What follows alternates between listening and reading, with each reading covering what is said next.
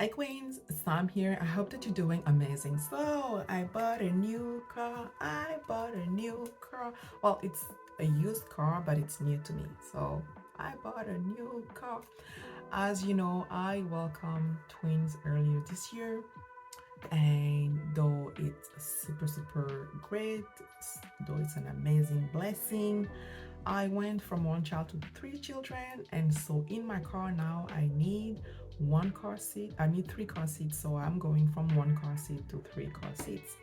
And though I loved my old car that I had to trade in, that car could not accommodate three car seats. I tried everything to find the slimmest, smallest, car seat for the baby, so I could do three car seats across on the bench, the second bench, but that was not happening. So I knew that I needed to get a new used car, which I just got. I'm super excited. The car seats are installed, and the kids and I, we are like mobile 100% now. And I wanted to share with you some tips that I've learned as I was going through the process of buying a car. First of all, it's not the process that I enjoyed the most. And, essentially dealing with car salesman, that's not really something that personally I was looking forward to. And also because it's a process that most people will do couple, a few times in the year in their life, right? So we're not really good at it, and usually people are not good at negotiation. I always try to negotiate pretty much everything, so that to me was not an issue, but it was also like figuring out the price of the car. Is it really that price for that car? Am I getting a good price for my car that I was trading into them? A lot of moving parts essentially. So I'm going to be sharing with you some stuff that I've learned and things that I really want you to keep in mind next time that you go out there to buy a car. There's some aspects that are specific to the province where I'm living right now, which is the Ontario province in Canada, but there's many aspects that are more general that would apply to anyone, whether you're here in Ontario, in Canada, or like anywhere else in the world. So let me start with the specific aspects to Ontario. So here in Ontario, we have they call it the Ontario Vehicle Sales Regulator, which is called OMVIC, OMVIC. And I strongly suggest for you to go on the website. It's a wealth of information, great resources, things to think about, to keep in mind as you actually looking for the car that you want to purchase, and also starting to have conversation with dealership. When they start to tell you things, you can say things that make sense, things that don't make sense, based on what you would have seen on the UMVIC website. They're really helpful. If you're looking for something in specific, you cannot find it on their website, pick up the phone, call them. Someone will be on the line to help you. Even if you're at the dealership and you're chatting with the dealer and they say something, you're like, let me check, you can call OMVIC. Someone will get on the line and tell you, yes, this makes sense, this doesn't make sense. Especially for some fees that dealership always want to add for you to pay when you're buying a car. It's good to be able to have someone from OMVIC, or like if you see it on the website, if that fees make sense or no, you can use that as the confirmation for you to push back on some fees that actually clearly don't make sense. That's the first aspect, really specific to Ontario. The second aspect specific to Ontario is all car purchase agreements in Ontario are final. All of the car purchase agreements in Ontario are final. That means if you sign a bill of sale, you actually commit yourself to buying a car and you sign, you have to get that car. There are like no way of very like a slim chance of you getting out of that contract, and it's usually at the dealership discretion. So you have to have reasons that are compelling to them. They have to be really open to helping you or whatnot, if that makes sense or something. Except if you really can prove that there was like some sort of like misbehavior, professional misbehavior from them, but it's really hard to prove something like that. So honestly, one thing that I can say in that regard is try as much as possible to not sign any agreement on your first visit to a dealership. They will try everything to make you sign. They will try everything to close the sale before for you to close the sale to sign before leaving. They'll keep you there an extra hour, an extra 2 hours if they can make sure that you get to sign that bill of sale before leaving. But I'm telling you, don't do that, because chances are you're gonna do that, you're going to go home and then read through things after that and realize that maybe you made a mistake and it'll be very hard for you to get out of it. So tell them, I'm here to collect information, give me as much information. You ask questions, you go for, to test drive the car or whatnot, how much it's gonna cost, how much can I expect, blah blah blah.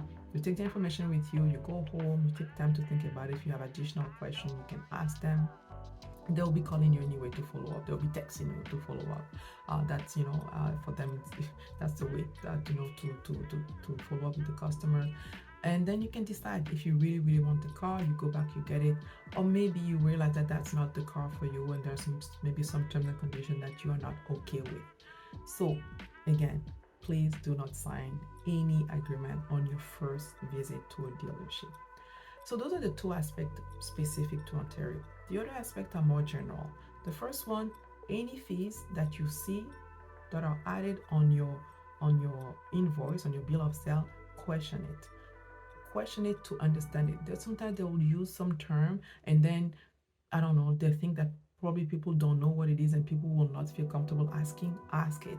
Even if you feel like it looks stupid of you asking, ask me, because you need to understand what that fee covers, and then you can see, does it even make sense for me to pay that fee? And if it doesn't make sense, push back against it. You say, I'm not paying it, I'm paying half of it, and really challenge them on that. Because I'm telling you, especially the brand name, the big brand name of dealership, there will be slamming fees on you because they have so much overhead and they need to pay for those, all of those employees and all of those things. Even when sales are not happening, they still need to pay the salesman there, and so they'll be slamming fees on you right, left, center. And if you don't pay attention, you realize that you've paid like, I don't know, $3, $4, $5,000 more than what you needed to pay for, with you buying the car.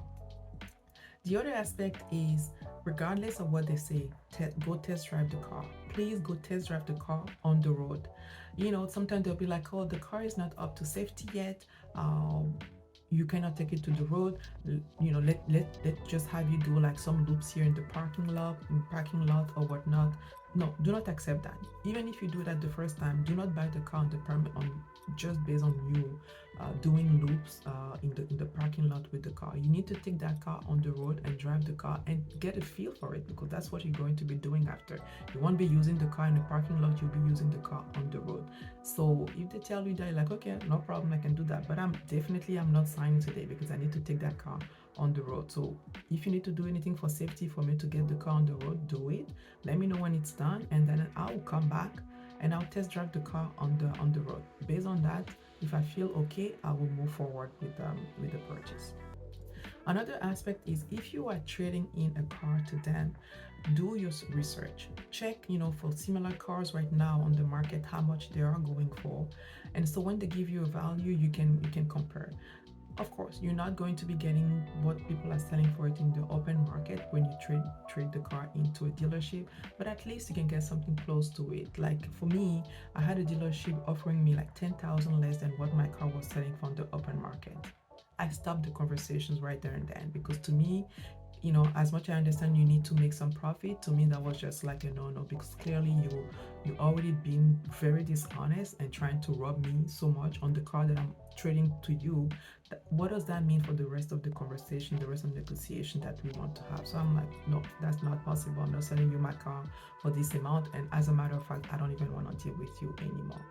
I ended up buying my car at a small dealership. It was not under any brand names. It was someone, he buys car and then he sells car, and I really felt the process much easier, much smoother, no pressure and no extra fees. There were no extra fees that I had to pay. It was just me, the purchase price of the car, the trading value, and that person offers me the highest trading value that I could get after that I went to so many big brand names thinking that they would give me something decent for my car. And that was it. That was the difference. I paid the difference between the two values, plus the taxes. That was pretty much it. Not no any extra fees that I had to pay, and I can guarantee you from me going to those big brand name before, there were so many extra fees that they were adding, and I was questioning everything. I was trying to get out of so many fees that to me did not make sense, and I was trying to see on the Vic website, if there were fees that made sense, how much and all of those things. It was really difficult as a process, trying to realize, just like to see, um, just to make sure that if there is nothing that I'm supposed to pay here extra, I don't want to pay just because you want to slam some additional fee on me because you have expenses. So be really diligent with that, because any extra fees that you pay that you don't have to pay for is less money in your pocket, and keep that money for something else that you want to do, to invest long term, whatever. So don't pay more than you have to pay. The other thing also is all of the terms and conditions and all of the warranties. First of all, terms and conditions, make sure to read those before you sign. Once you sign, again, the agreement is final here in Ontario. So read the terms and conditions, take your time. Usually they will want to rush you through it, and just if they will just want you to sign right away, though on the line where you sign it says that I've read the terms and condition and I'm okay with everything, but they will not let you read that. They'll be like, sign here, and most people will just take the pen and sign there, and then realize after, oh, but I should have read the terms and condition, that usually they bring you after you sign the first page. So be really,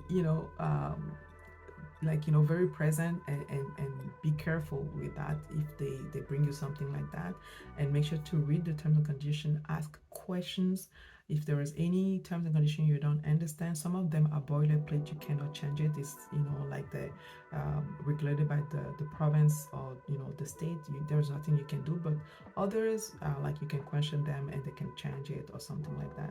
And the warranties, they always try to sell you some additional warranty, extra warranty, and it's a bit of fear mongering, and be like, oh, if something happens, especially when they know that you have young kids, you don't want to be on the side of the road with the engine who just gave out and all of those things. Listen, first of all, those warranties are expensive. Most of them you don't need them, and at the end of the day, even if you need them, you don't have to get them right there and then. You can ask them, do I need to get them today? And they'll have to tell you, no, you don't have to get them, you can get them later. But sometimes they'll be like, but if you get them today, it's like 20% discount, or you can get it at this particular price. Fear not.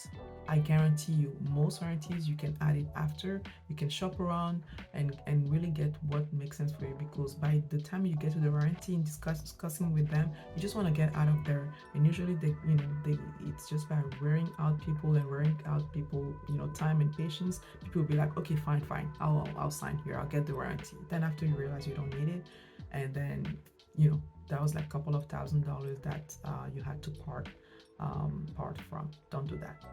The last thing that I want to share is, especially if you're buying a used car, as much as possible, if you can, just pay cash.